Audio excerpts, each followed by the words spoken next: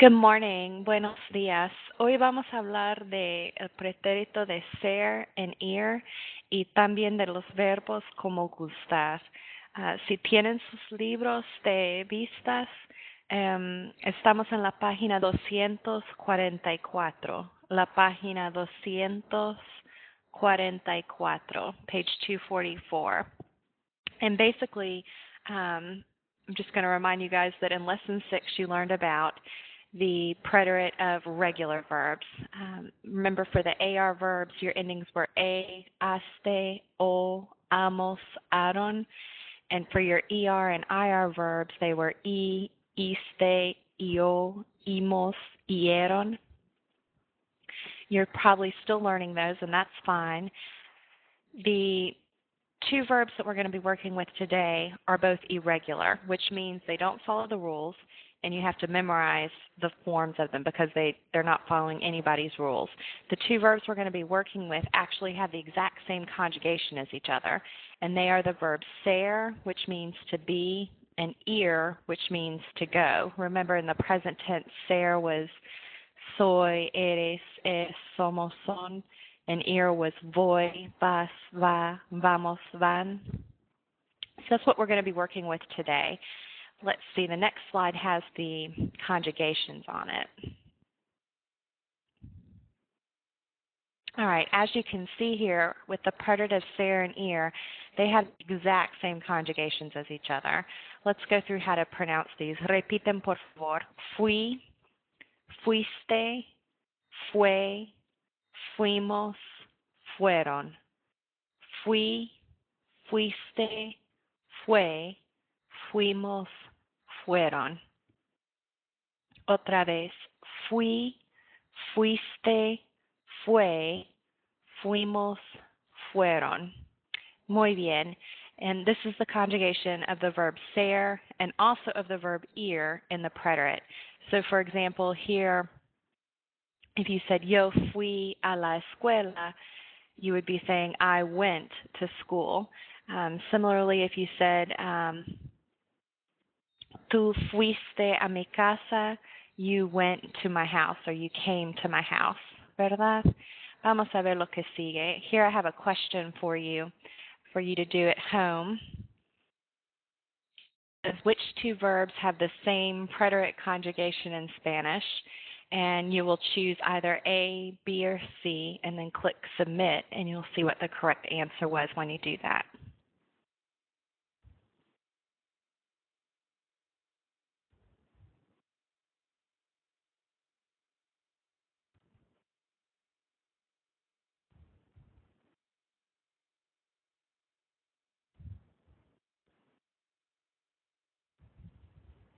Okay, so hopefully all of you have had a chance to answer that question, and you've clicked Submit and seen the correct answers.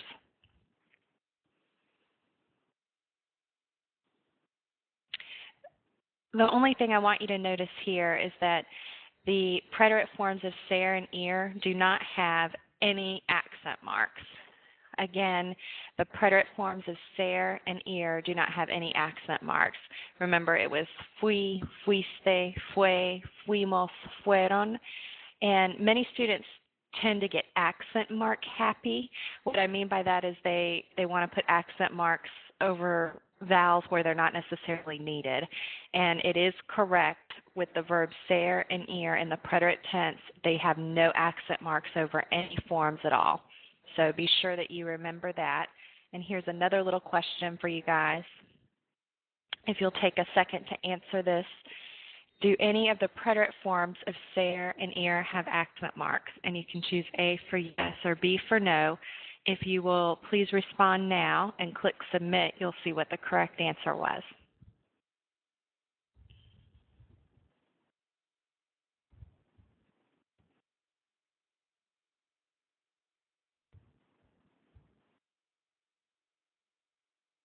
Okay, let's go ahead and move on. Hopefully you've had a chance to answer.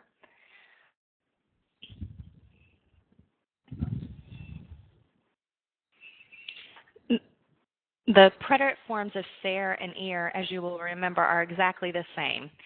So the context of the sentence is what's going to clarify which verb it is that you're actually using. For example, él fue a comprar shampoo y jabón. He went to buy shampoo and soap. ¿Cómo fue la película anoche? How was the movie last night? You'll be able to tell typically by the context of the sentence whether you're talking about was or went, because both verbs have the same conjugation. The last slide here is just a little bit of practice, similar to what was in your book.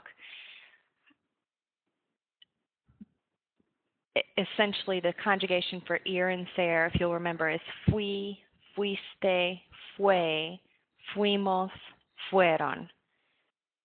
Fui, fuiste, fue, fuimos, fueron.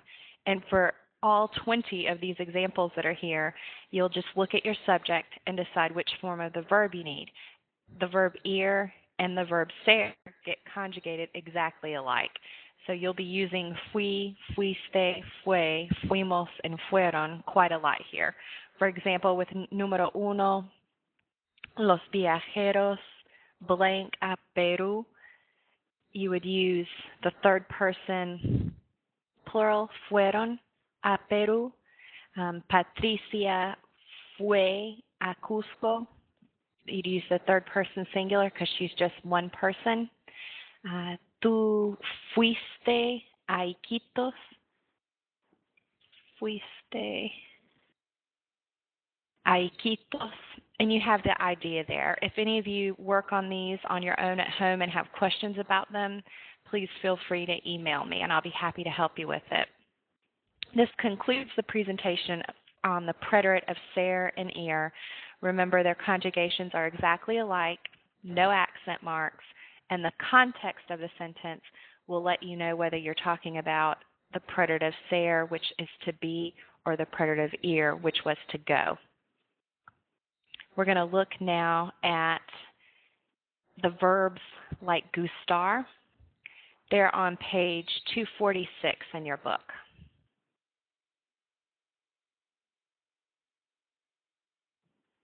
Let me get this to pull up. Here we go. So we're on page 246 in the Vistas book, if you have that at home and are following along. Essentially, in Lesson 2, you learned about the verb gustar. Me gusta means I like, and te gusta meant you like. Now we're going to talk about the verb gustar a little bit more and other verbs that work in a similar way.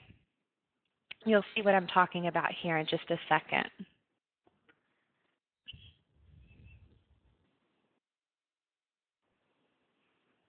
For example here, the sentence, me gusta ese champú. In English, of course, we would say, I like that shampoo.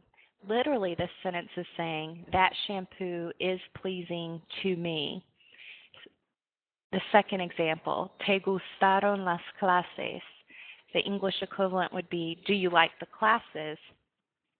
Literally, it means, were the classes pleasing to you? That means,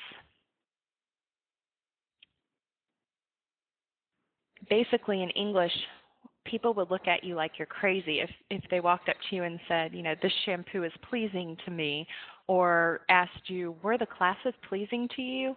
That just is not how we speak in English, and we don't necessarily have a way to translate it. Because what it means in Spanish is to be pleasing to someone, you have to use an indirect object pronoun. If you'll remember, the indirect object pronouns, we're going to be looking at them again in just a second, but they're me, te, le, nos, and les. Those are what we're going to have to be using. So you've got me gusta ese shampoo. The word shampoo is actually the subject of the sentence because that's the thing that is causing someone pleasure. I like that shampoo. In English, the subject of the sentence is I, whereas the direct object is shampoo. So the person who likes the object is an indirect object in Spanish, and the subject of the sentence is the object being liked. for example, the shampoo. And that's backwards from English. For those of you who are convinced that Spanish is backwards, you have further proof here that you may be correct. You're not correct, but if you want to believe you are, that's okay. Here it does seem backwards to English speakers. For example, if I say, I like pizza, pizza is the subject of the sentence, and I end up being an indirect object pronoun through the word may is how it works. We're going to see how that works again. Again, just so you can remember, the subject of the sentence when you're working with verbs like gustar is the object that's being liked. And the person who likes the object is actually the indirect object, okay?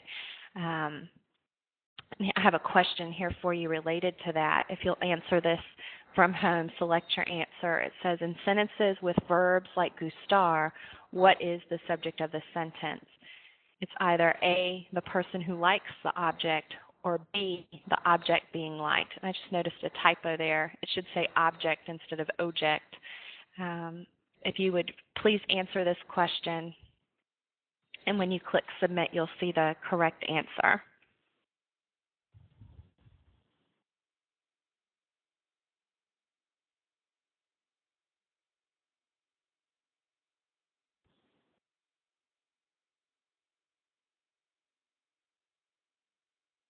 Okay, hopefully you've had enough time to answer that.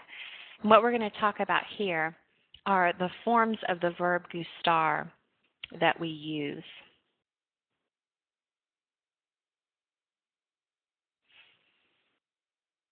As you may have noticed, the form of the verb gustar that's typically used is third person singular and third person plural. Basically how this works is if the thing that is being liked is singular, use the singular form of the verb. If the thing that is being liked is plural, use the plural form of the verb. Again, one more time, you can read up here on your own. When the object or person being liked is singular, the singular form gusta is used. When two or more objects or persons are being liked, the plural form gustan is used. So in short and sweet English, if what is being liked is singular, use the singular of the verb. If what's being liked is plural, use the plural form of the verb. I don't particularly care for the way this slide says singular and plural here, then it has all the subject pronouns, because it looks like, not subject pronouns, indirect object pronouns rather, because it looks like you'll use nos and lace with gustan or gustaron, and that's not true. You can use any of these indirect object pronouns either with a singular form of the verb or a plural form of the verb. And again, your indirect object pronouns are me, te, le, nos, and lace. And one more time, just to summarize, the purpose of this slide is for you to realize that if what's being liked is singular, you'll use the singular form of the verb gusta, or in the preterite gusto. If what's being liked is plural, you'll use the plural form of the verb gustan in the present tense or gustaron in the preterite tense. And you can use me, te, le, nos, and lace with any combination of those verbs.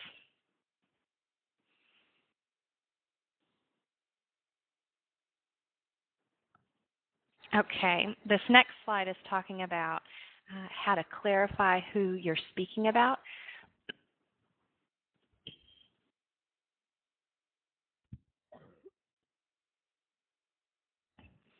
Excuse me, I'm back. The way you do that is to use a and then the pronoun, or you can also use a person's name, and we'll see that on another slide. But a, and then you could have a mí, a ti, a usted, a él, is typically used to clarify who it is that's being pleased. So, for example, this first sentence here, a ella le gustan las toallas verdes, pero a él no le gustan. She likes green towels, but he does not like them. A ella is simply there to clarify who the le gustan is referring to, who that le basically is referring to, because it could be to him, to her, to usted.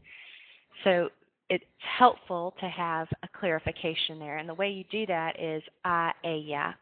The second example here, a ti te gusta cenar en casa, pero a mí no me gusta. You like to eat dinner at home, but I don't like to. The reason why they have this clarified here is more just for stress. There's no one else that te can refer to other than a ti. Similarly, there's no one that me can refer to except a me, and this is here just to stress you like to eat dinner at home, but I don't like to.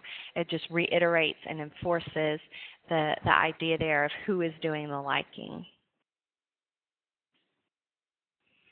The next slide is going to talk about using gustar with a verb in the infinitive. So to talk about what someone likes or does not like to do, hence a verb, you'll use the infinitive form of the verb. For example, no nos gusta comer a las 9. We don't like to eat at 9 o'clock.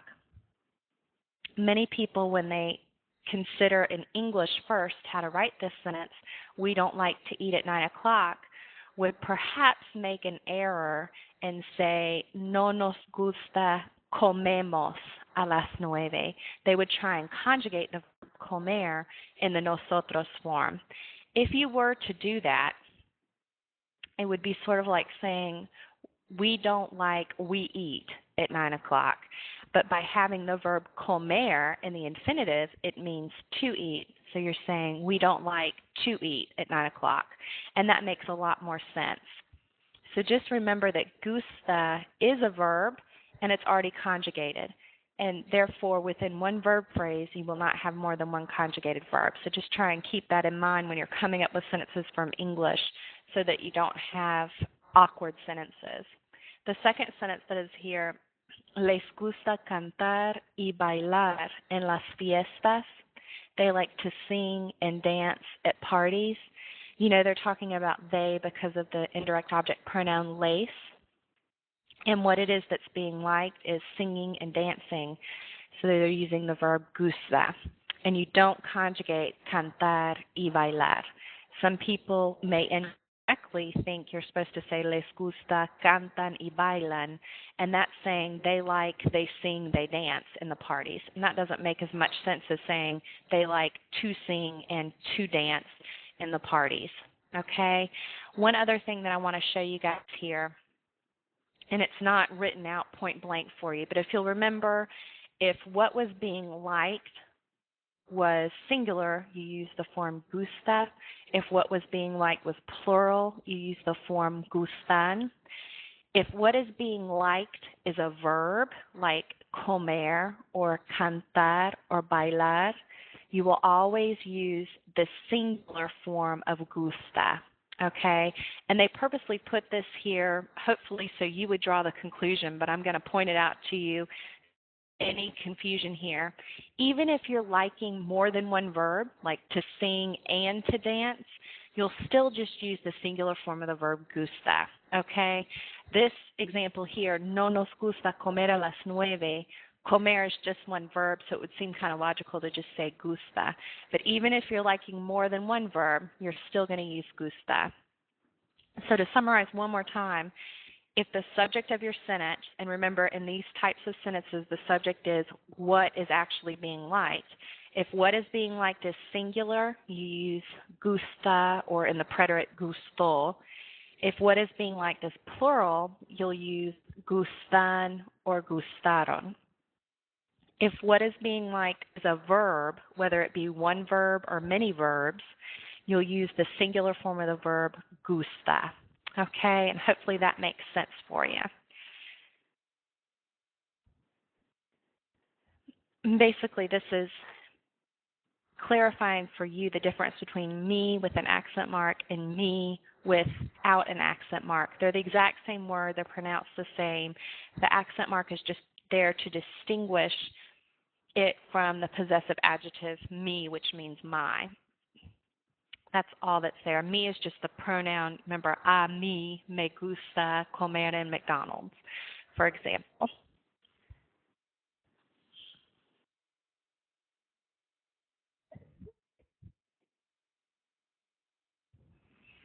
Okay, this slide is very similar to the one we saw earlier where you could have I and then a pronoun like I, me, I, ti. Here we're talking about using I and a noun to clarify who it is that we're talking about in reference to the indirect object pronoun. So, a los turistas les gustó mucho Machu Picchu. The tourists like Machu Picchu a lot. A los turistas is who les is referring to. The second example that's here, a Juanita le gustaron mucho los mercados al aire libre. Juanita liked the open air markets a lot. The a Juanita clarifies who le is referring to. It's not essential. It's not required. You don't have to have anyone there if you don't want to. But you will see it frequently, and it helps to clarify, especially with the indirect object pronouns le and lace. It helps to clarify who is doing the liking, who is being pleased, in other words.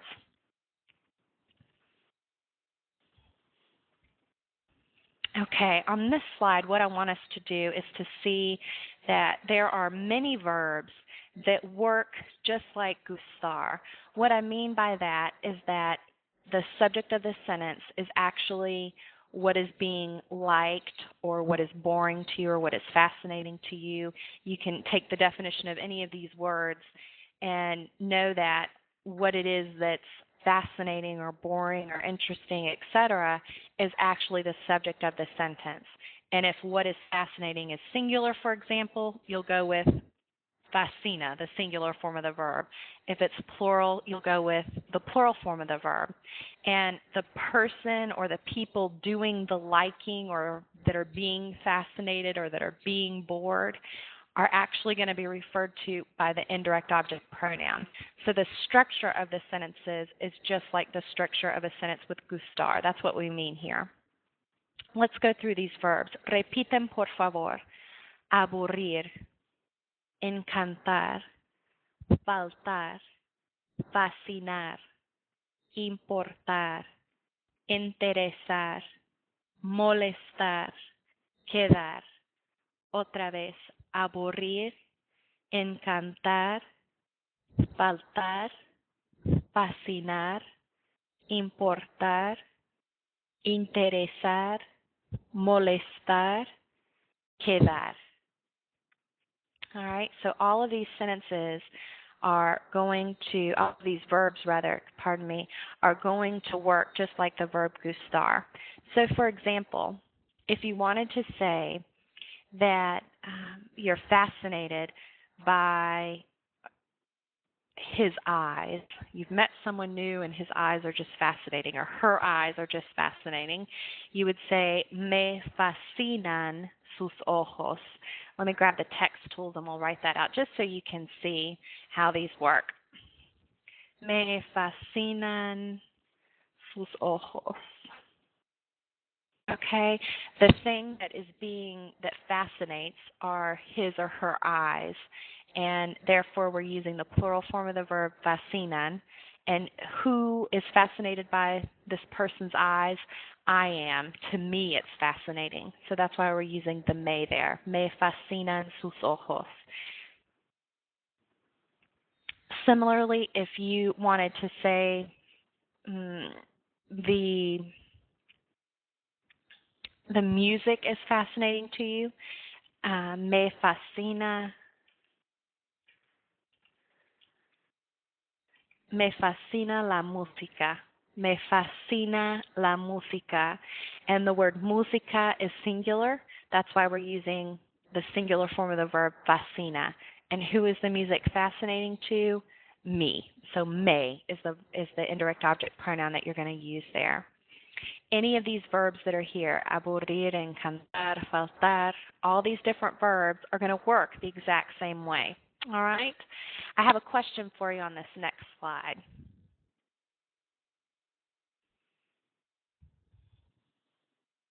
The question asks which verb means to fascinate, and you have your three choices there, aburrir, quedar, or fascinar.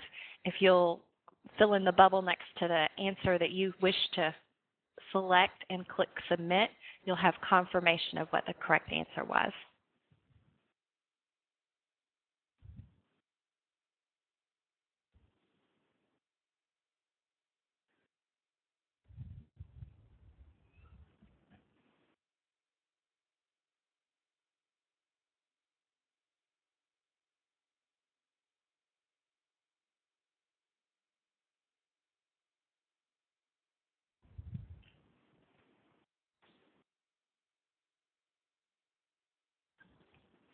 Okay, hopefully you've had enough time to answer the question. And the last thing that we're going to talk about before we do a little bit of practice are two of the verbs that were presented previously, faltar and quedar. These verbs talk about specific things that are kind of similar to each other, so we want to clarify the difference there. Faltar expresses what is lacking or missing. So, for example, if someone said, me falta una página, you're saying, I'm missing one page. If you're getting ready to pay to go into a movie and you're lacking $1 or two, me faltan $2. Me faltan $2. Quedar expresses how much of something is left.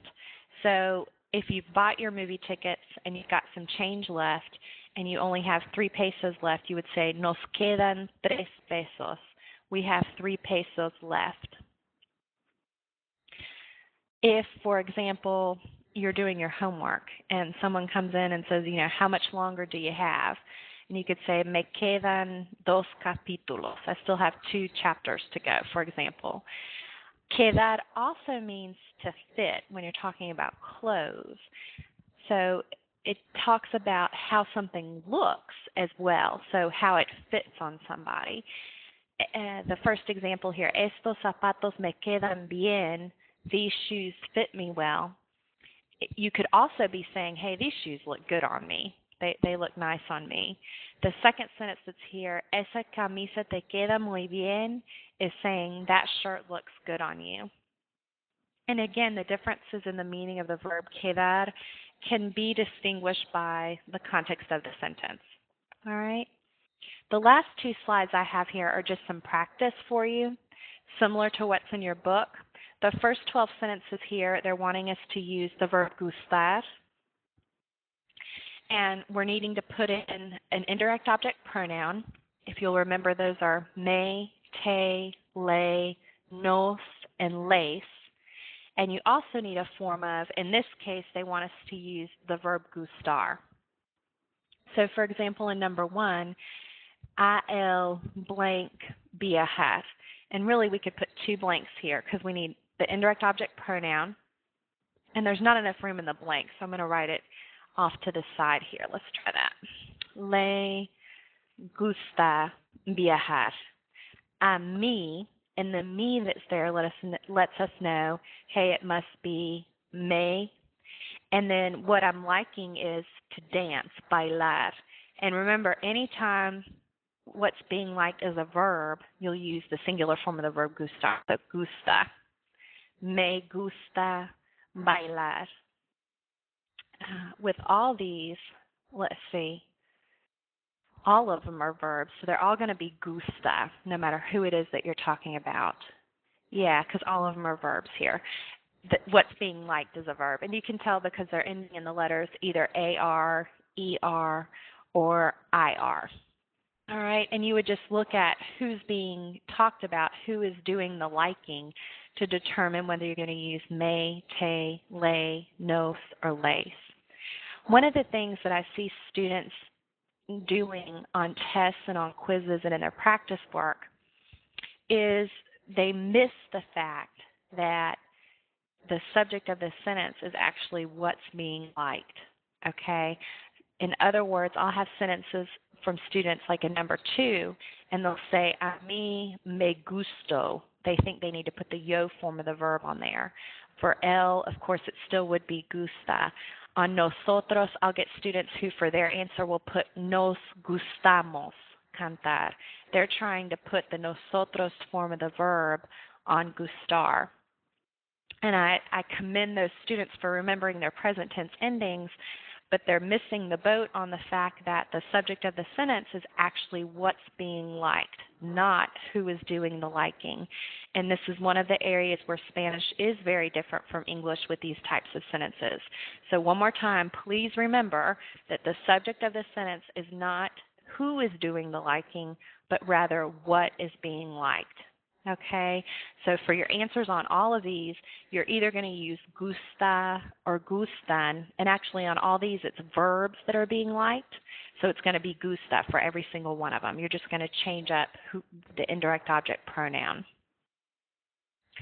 The next slide uses the verb encantar, and here we do have nouns as what's being liked. So some will be singular, some will be plural. And the verb encantar is going to work just like the verb gustar. For example, con el número uno, a ellos, because it's a ellos, we would use les. And then we have to look and see what is being liked, los deportes. I can tell that that's plural because it's ending in S, deportes, and also because my definite article los is plural. So we're going to use encantan. Oh, and it's running into the next answer. Sorry there. Le encantan los deportes. A ti, let's see if this one will have enough room. It would be te is our indirect object pronoun, and then encantan because las películas is plural. Let's skip over here to número 10 because between 1 through 9, everything that's being liked, hence the subject of the sentence, is plural. Okay, so you're going to use encantan for all those. If we'll jump over here to number 10, a ella le encanta el ciclismo. Oh, I misspelled that. Le encanta. Ignore my typo there. Le encanta el ciclismo. El ciclismo, el limón, el baile. Each of those words is singular, so you'd use encanta rather than encantan. And hopefully that makes sense for you. If any of you have questions after viewing the archive, please feel free to email me, and we can go over any of the information that you're having trouble with. And I hope this was helpful for you, and I hope you all have a great day today.